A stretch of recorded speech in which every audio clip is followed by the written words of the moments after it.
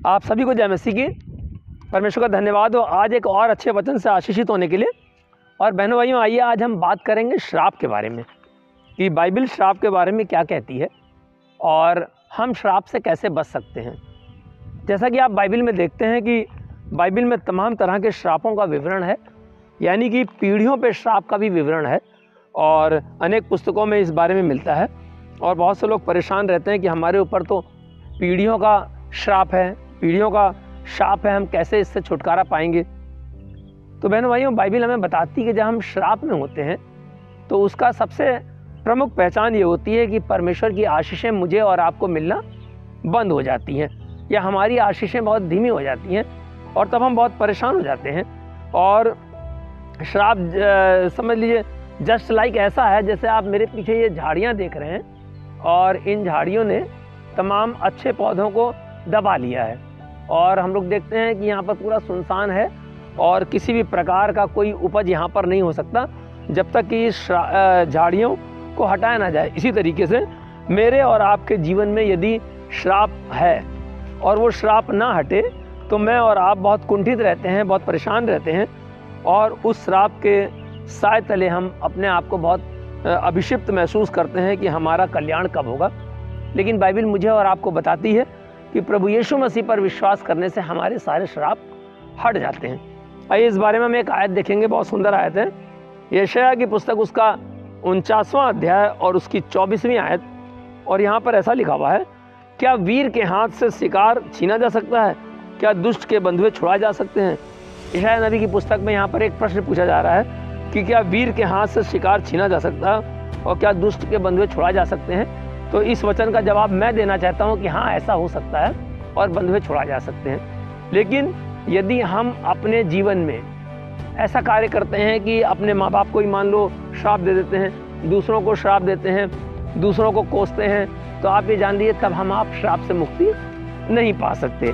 और इस बारे में माँ बाप को तो बिल्कुल भी कुछ नहीं कहना चाहिए, क्योंकि निर्गमन की पुस्तक उसका 21वां अध्याय उसकी 17वीं आयत में ऐसे लिखा हुआ है, जो अपने पिता व माता को श्राप दे वह भी निश्चय मार डाला जाए। निश्चय मार डाला जाएगा मतलब कि उसका कभी भी कल्याण ना हो। तो कभी कभी हम लोग बहुत ज़्यादा गुस्सा होकर अपने माँ बाप को उल्टा सीधा कहने लगते हैं, तब वो श्राप हमारे साथ चलता है और कभी कभी ये श्राप हमें पीढ़ियों तक चलता है। लेकिन परमेश्वर का वचन हमें और आपको बताता है कि यदि हम परमेश्वर के पुत्र प्रभु यीशु मसीह पर विश्वास करते हैं तो हर एक श्राप, हर एक अभिशाप, हर एक जादू टोने की शक्तियाँ आपके जीवन से नष्ट हो जाएंगी। और जैसा कि अभी यशायाह की पुस्तक उसके 49वें अध्याय की 24वीं आयत में पढ़ा गया कि क्या वीर के हाथ से शिकार छुड़ाया जा सकता है? क्या दुष्ट के बंधुए छुड़ाए जा सकते हैं? तो मैंने अभी आपको जवाब दिया कि हाँ, ऐसा हो सकता है, क्योंकि उसी यशायाह की पुस्तक की 25वीं आयत में लिखा हुआ है, तो अभी यहोवा यूँ कहता है कि हाँ, वीर के बंधुए उससे छीन लिए जाएंगे। यानी शैतानी ताकतें आपके जीवन में जो कार्य कर रही हैं वो हटा दी जाएंगी, वो नष्ट कर दी जाएंगी। जैसे आप यहाँ झाड़ियाँ देख रहे हैं, एक दिन ऐसा आएगा कि ये झाड़ियाँ यहाँ पर काट दी जाएंगी और हो सकता है यहाँ पर बहुत ही सुंदर से मकान बन जाए या कुछ और अच्छा सा कार्य हो। इसी तरीके से बाइबल बता रही है यशायाह 49 उसकी 25वीं आयत, तो अभी यहोवा यूँ कहता है कि हाँ, वीर के बंधुए उससे छीन लिए जाएंगे और बलात्कारी का शिकार उसके हाथ से छुड़ा लिया जाएगा, क्योंकि जो तुझसे लड़ते हैं, परमेश्वर आपको आशीष दे रहा है कि जो तुझसे लड़ते हैं उनसे मैं आप मुकदमा लड़ूंगा और तेरे लड़के बालों का मैं उद्धार करूंगा। यानी कि अगर आज आप डरते हैं कि ये तो हमारा पीढ़ियों से श्राप चल रहा है, हमारा कुछ नहीं हो सकता, हमें हमेशा लॉस होता रहता है और जो भी दिन हमारे गुजरते जा रहे हैं उसमें हम नुकसान उठा रहे हैं, तो मैं आपको बताना चाहता हूँ कि यदि आप प्रभु यीशु मसीह पे विश्वास करते हैं तो वो श्राप आपके जीवन से निकल जाएगा।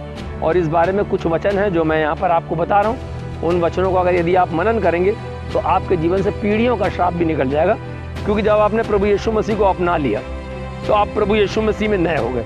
2 कुरिन्थियों उसका 5वां अध्याय 17वीं आयत में लिखा हुआ है, सो यदि कोई मसीह में है तो वह नई सृष्टि है, पुरानी बातें बीत गई, देखो वे सब नई हो गई। यानी पुरानी जितनी भी बातें थी मेरे और आपके जीवन में वो बीत गई हैं और नई हो गई। कैसे नई हो गई? क्योंकि मैंने और आपने मसीह को अपना लिया है, मैंने और आपने प्रभु यीशु मसीह पर विश्वास किया है कि प्रभु इस श्राप से जो हमारी पीढ़ी से चला आ रहा है, या मेरे ऊपर कोई श्राप है या किसी ने मुझे श्राप दिया है, तो उस श्राप से मुझे आप छुटकारा देंगे। इस तरह याकूब की पुस्तक उसके 4 अध्याय की 7वीं आयत में लिखा हुआ है, इसलिए परमेश्वर के अधीन हो जाओ और शैतान का सामना करो तो वह तुम्हारे पास से भाग निकलेगा।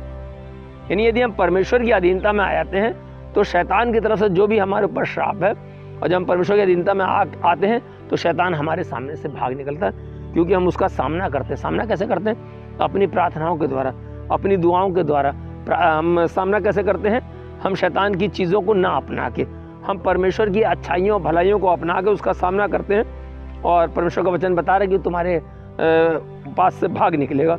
इस तरह रोमियो की पुस्तक उसका 12वां अध्याय 21वीं आयत बताती है कि बुराई से ना हारो परंतु भलाई से बुराई को जीत लो। यानी अगर हमारे जीवन में श्राप ना रहे और हमें कोई आने वाला श्राप यदि कोई व्यक्ति देता भी है और वो श्राप हमारे जीवन में कार्य ना करे, या पीढ़ियों का कोई श्राप है वो हट जाए, तो हमें क्या करना है? बुराई से हारना नहीं है। कोई बुरा करता चला जा रहा है, लेकिन हमें क्या करना है? अपनी भलाई से बुराई को जीत लेना है और शैतान का सामना करना, तो हमारे पास से भाग निकलेगा। इसलिए बाइबल बताती है लूका की पुस्तक उसके 6 अध्याय और उसके 28वें आयत में, जो तुम्हें श्राप दें उनको आशीष दो, जो तुम्हारा अपमान करें उनके लिए प्रार्थना करो। यानी बाइबल का वचन आपको आपके पीढ़ियों के श्राप से छुटकारा दिला सकता है, और मुझे और आपको परमेश्वर की शरण में बिना किसी श्राप के वरदान के रूप में रख सकता है। इसलिए बाइबल बताती है कि जो तुम्हें श्राप दें उनके लिए प्रार्थना करो, जो बुराई करें तुम उनके लिए दुआ करो, ताकि तुम परमेश्वर के अनुग्रह में बने रहो और पीढ़ी का श्राप हो या कैसा भी श्राप हो तुम्हारे जीवन से निकल जाए। इस वचन के द्वारा प्रभु आपको बहुत बहुत आशीष दे। जय मसीह की।